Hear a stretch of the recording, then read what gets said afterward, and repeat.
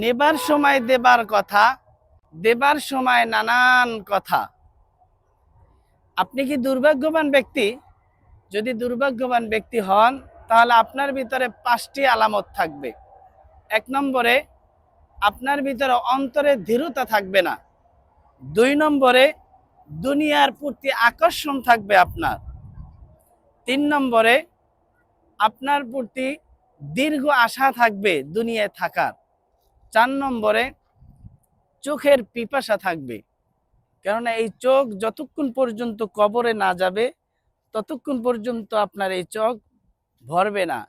যেমন সূরা তাকাসুরে বলা হয়েছে হাত্তা জুরতুমুল মাকাবির, যখন কবরে যাওয়ার পরে কবরের মাটি যখন চোখ দিয়ে ঢুকবে, মুখ দিয়ে ঢুকবে, তখনই আপনার চোখের পিপাসা পরিপূর্ণ হবে। 5 নম্বরে আল্লাহর ভয়, অথবা 5 নম্বরে আপনার ভিতরে লজ্জাহীনতা যদি থাকে, তাহলে আপনি হবেন দুর্ভাগ্যবান ব্যক্তি।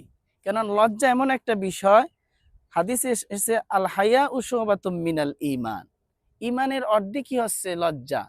লজ্জা যদি না থাকে, চোখের পিপাসা যদি আপনার ভিতরে থাকে, দীর্ঘ আশা যদি আপনার ভিতরে থাকে, দুনিয়ার প্রতি আকর্ষণ যদি আপনার থাকে, এবং নিজের অন্তরের দৃঢ়তা যদি না থাকে, তাহলেই আপনি হচ্ছেন দুর্ভাগ্যবান ব্যক্তি।